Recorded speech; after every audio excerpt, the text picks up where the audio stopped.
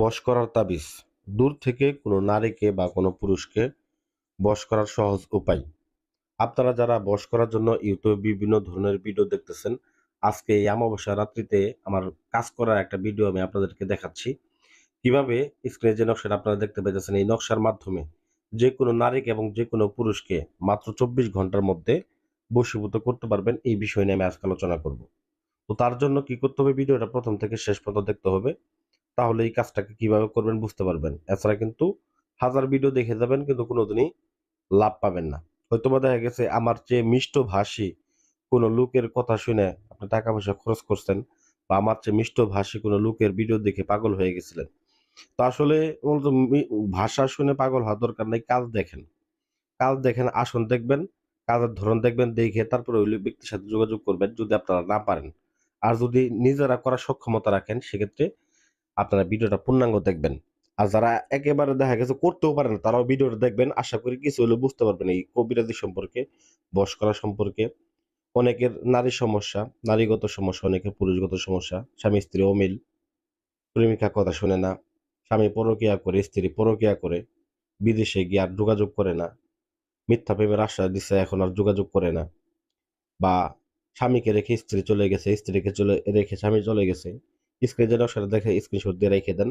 এই নকশার মাধ্যমে মাত্র ২৪ ঘন্টার মধ্যে কাজ করবেন। তো চলেন নিয়মে চলে যাইতেছি। প্রথমত আপনাকে এই কাজটা করার জন্য দিন হিসেবে ব্যবহার করতে হবে শনিবার এবং মঙ্গলবার দিন। শনিবার এবং মঙ্গলবার দিন আসন করে বসতে হবে। মোমবাতি আগরবাতি জ্বালায়া আপনাকে আসন করে উত্তর দিক করে আসন করে বসবেন। বসার পরে অবশ্যই আপনি যদি পারেন শ্মশান ঘাড়িতে আসন করতে, এটা সবথেকে ভালো। আর শ্মশানে আর যদি আসন করতে না পারেন বাড়িতে আসন করলেও সমস্যা নাই। হ্যাঁ? আমি শ্মশানে আসনটা করেছি। আর শ্মশানে আসন করলে আপনারা ফলাফলটা আরো দ্রুত পাবেন। আর যদি বাড়িতে করেন একটু হয়তো ২-১ ঘন্টা লেট হবে। তো শ্মশানে করলে সুবিধা কি যে ভোগ দিয়ে কাজটা শুরু করা যায়। দুধ কলা দিয়ে ভোগ দিবেন, ভোগ দিয়ে তারপর আসনটা করে বসবেন, নকশা অঙ্কন করবেন। এইখানে এই নকশাটা অঙ্কন করতে হবে আপনাকে ৩ টা নকশা অঙ্কন করতে হবে। ৩ টা নকশা অঙ্কন করে এইখানে নকশাটার মধ্যে আপনারা খেয়াল করবেন, এক পাশে লেখা আছে পুরুষ, আরেক পাশে লেখা আছে মেয়ে বা মহিলা। তো পুরুষের জায়গায় ছেলের নাম লিখবেন, মহিলার জায়গায় মেয়ের নাম লিখবেন। লিখে এরকম ৩ টা নকশা অঙ্কন করবেন। কি দিয়ে?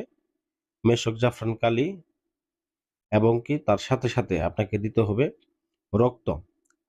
আপনি যদি নিজের জন্য কাজ করেন, আপনি নিজেই যদি সাধক হন বা কবিরাজ হন, সেক্ষেত্রে আপনার নিজের কনিষ্ঠ আঙ্গুল থেকে আপনি একটু রক্ত দিবেন।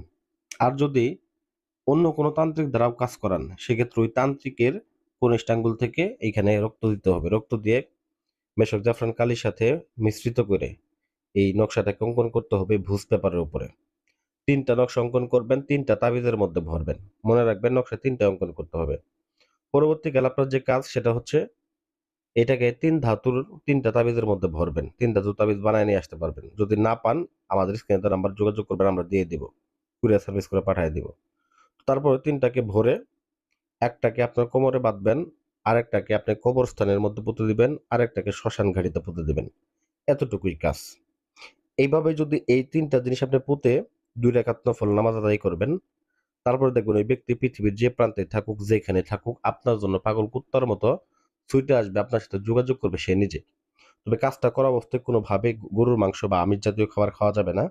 নিরামিষ খেয়ে অবশ্যই কাজটাকে করতে হবে। পাক পবিত্র হয়ে গোসল করে তারপরে এই কাজটাকে করতে হবে। আশা করি 100% আপনারা ফলাফল পাবেন। ভিডিওটা ভালো লাগলে লাইক করবেন, শেয়ার করে দিবেন আপনার পার্শ্ববর্তী কোনো বন্ধুর। অসুবিধা থাকলে ভিডিওটা দেখে সমাধান করতে পারবে। ধন্যবাদ সবাইকে। আসসালামু আলাইকুম ওয়া রাহমাতুল্লাহ।